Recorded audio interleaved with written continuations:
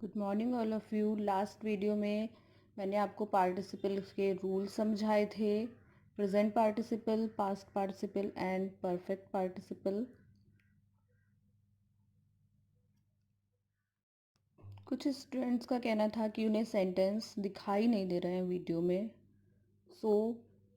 मैं आपको एक बार और एक्सप्लेन कर देती हूँ।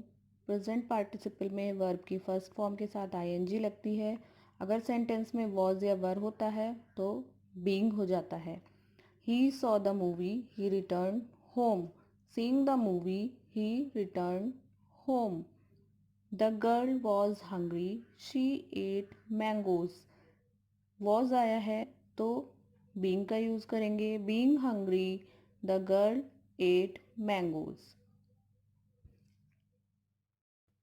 Next rule is past participle. Past participle में वर्ब की थर्ड फॉर्म का यूज़ करते हैं और इसमें सेंटेंस में हुआ या खोया हुआ का अर्थ निकलता है, यानी काम हो चुका है। I found my purse, the purse was lost. Verb की थर्ड फॉर्म का यूज़ करेंगे। The found, I found my lost purse. He was tired to of play, he sat down to rest. Being tired same जो rule था, was वर अगर आता है sentence में तो हम बीइंग का यूज़ करेंगे। अगर प्रेजेंट पार्टिसिपल में आता है तो बीइंग के साथ वर्ब की फर्स्ट फॉर्म का यूज़ होगा, और अगर पास्ट पार्टिसिपल में आता है तो बीइंग के साथ वर्ब की थर्ड फॉर्म का यूज़ होगा। Being tired of play, he sat down. Third rule is perfect participle. Perfect participle का रूल था हैविंग के साथ वर्ब की थर्ड फॉर्म। इन सेंटेंसेस में कार्य के पूरे होने का भाव प्रकट होता है। ही टुक हिज फूड, उसने अपना खाना लिया। He went out to office, वह अपने ऑफिस चला गया। यानी एक कार्य खत्म हुआ है और दूसरा स्टार्ट हुआ है। इसमें वर्ब की थर्ड फॉर्म का यूज़ करते हैं और जो सेंटेंस फर्स्ट सेंटेंस होता है उसी की वर्ब में चेंजेस होते हैं। Having taken his food, he went out to office.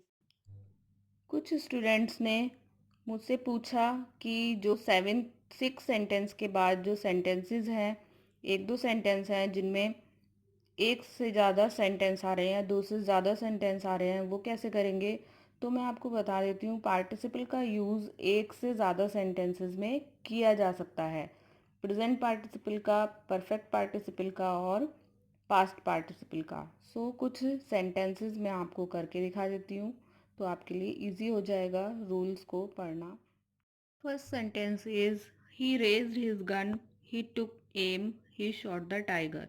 इस सेंटेंस में 3 वाक्यों को जोड़कर एक सिंपल सेंटेंस बनाना है और इस सेंटेंस में हम प्रेजेंट पार्टिसिपल का यूज़ करेंगे। इन सेंटेंसेस में एक नोट करने वाली बात यह है कि इन सेंटेंसेस में हमें पता नहीं चलता कि हमें प्रेजेंट पार्टिसिपल का यूज़ करना है या परफेक्ट पार्टिसिपल का। तो अगर हम नहीं पता कर पा रहे हैं हमें क्या करना है, तो हम कोई भी सेंटेंस प्रेजेंट पार्टिसिपल और परफेक्ट पार्टिसिपल के अकॉर्डिंग बना सकते हैं, लेकिन रूल सही होना चाहिए, चाहे प्रेजेंट का हो चाहे पार्टिसिपल का हो। तो फर्स्ट सेंटेंस हम प्रेजेंट पार्टिसिपल के अकॉर्डिंग करेंगे। प्रेजेंट पार्टिसिपल का रूल क्या था, वर्ब की फर्स्ट फॉर्म में ING. Raising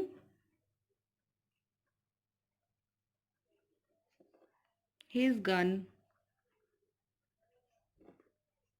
and taking. Subject मैंने आपको पहले ही बताया था, सब्जेक्ट को बार बार यूज नहीं करना है, सब्जेक्ट एक ही रहता है। एंड का यूज करेंगे taking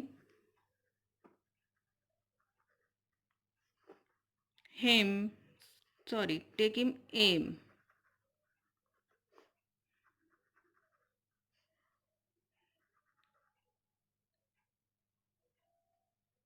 he shot the tiger.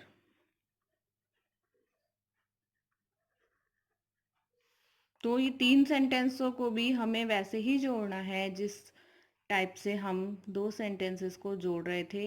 केवल आपको ध्यान रखना है, अगर आप प्रेजेंट पार्टिसिपल से जोड़ रहे हैं तो वर्ब की फर्स्ट फॉर्म का यूज़ होगा। अगर परफेक्ट पार्टिसिपल से जोड़ेंगे तो हैविंग के साथ वर्ब की थर्ड फॉर्म का यूज़ होगा और सब्जेक्ट को बार बार रिपीट नहीं करना है। जैसे सेकंड सेंटेंस में हमने सब्जेक्ट को रिपीट नहीं किया है, थर्ड में किया है। Second sentence is he could not eat hard food. वह सख्त खाना नहीं खा सकता। He was very old. वह बहुत बूढ़ा है। He had lost his teeth. जैसे मैंने आपको बताया था, लॉस्ट खोना या हुआ जैसे सेंटेंसेस में अगर मीनिंग आता है तो वो पास्ट पार्टिसिपल हो सकता है। और मैंने अभी आपको बताया इन सेंटेंसेस को हम किसी भी रूल के अकॉर्डिंग बना सकते हैं, केवल मीनिंग सही होना चाहिए। सेंटेंस को हम सेकंड सेंटेंस से स्टार्ट करेंगे और हम इसको सेकंड थर्ड किसी भी सेंटेंस से स्टार्ट कर सकते हैं जब दो से ज़्यादा सेंटेंसेस होंगे। ही वॉज वेरी ओल्ड, यहाँ मैंने किया है being very old and having lost. Past participle का यूज़ हुआ है हैविंग के साथ, परफेक्ट पार्टिसिपल का यूज़ हुआ है हैविंग के साथ वर्ब की third form. Having lost his teeth, comma, he could not eat hard food।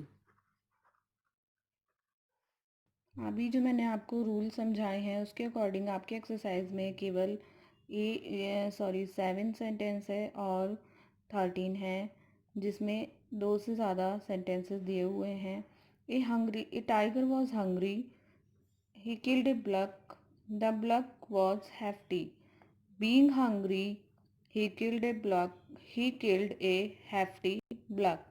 Same sentence है क्योंकि लास्ट में द ब्लक वॉज हैप्टी यही हमारा सब्जेक्ट हो रहा है और ये पहले से ऑलरेडी सेंटेंस में आ रहा है, तो हम इतने सेंटेंस को नहीं लेंगे, केवल हैप्टी ब्लक के बारे में बताया था, द ब्लक वॉज हैप्टी, तो हम खाली ही कर्ल्ड ए हैफ्टी ब्लक भी कर सकते हैं, मीनिंग सेम है। Being hungry, he killed A hefty block. Same आपको ऐसे ही 13 सेंटेंस करना है। बच्चे इन सेंटेंसेस में कंफ्यूज हो जाते हैं कि प्रेजेंट पार्टिसिपल का यूज़ करें, पास्ट पार्टिसिपल का यूज़ करें, परफेक्ट पार्टिसिपल का यूज़ करें। प्रेजेंट पार्टिसिपल की सिर्फ एक ही पहचान होती है, उसमें जो घटनाएं होती हैं सेंटेंस में वो एकदम एकदम होती हैं, एक के बाद एक। जैसे they saw the flames, they ran toward the burning house. उन्होंने आग जलते हुए देखी और वो एकदम से उसको बुझाने के लिए भागे, घटना एकदम से हुई है। ठीक ऐसे ही जो परफेक्ट पार्टिसिपल है उसमें घटना में थोड़ा सा अंतर होता है। जैसे मैंने आपको पहचान भी बताई है कि उसमें कार्य को ख़त्म होने का भाव प्रकट होता है कि एक वर्क कंप्लीट हो गया है, एक वर्क फिनिश हो गया है, लेकिन वो उसमें थोड़ा ज़्यादा समय होता है। और प्रेजेंट पार्टिसिपल में घटनाएं एक के बाद एक होती हैं और पास्ट पार्टिसिपल का सिर्फ एक ही पहचान है, इसमें हुआ या खोया हुआ, लॉस्ट, फाउंड, इस तरह से पाया हुआ, इस तरह का अर्थ निकलता है। इन सेंटेंसेस की केवल यही पहचान है। आप अच्छे से रूल लर्न कर लीजिए, आपको फिर कोई दिक्कत नहीं होगी इन सेंटेंसेस को करने में। और सभी स्टूडेंट्स को ये एक्सरसाइज कंप्लीट करनी है, मैं आपका वर्क भी चेक करूँगी।